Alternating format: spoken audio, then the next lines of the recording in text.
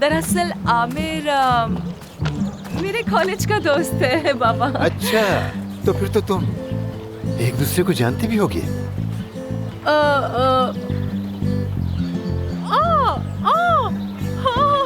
याद आ गया मुझे। ये तो वही लड़का है ना? कितना बदल गया है ये। पहचानी नहीं इसे। तो नहीं लगता ये कितना बदल गया है। वाकई क्या बात है। ये मैं तुम्हारे लिए लेकर आई थी, देखो। ये लो, खाओ ना इसे। हाँ, क्यों नहीं। मैं तो यहाँ आपसे ही मिलने आया था। वो दरअसल मेरे पास एक बहुत अच्छा आइडिया है आमिर, मालूम है? क्यों ना हम बाजार चलते हैं, वहाँ बैठकर चाय पियेंगे, बहुत सारी बातें करेंगे और यादें भी ताज़ा हो जाएंगी पुरानी। चाय बहुत अच्छी मिलती है वैसे वहाँ। ठीक है बाबा, हम लोग जा रहे हैं, आ जाओ आप। आपसे मिलकर अच्छा लगा। मुझे भी। चलता हूँ मानूर। मानूर, मेरा बैग रखा है, जल्दी देखो वहाँ से। अंकल, देखा आपने?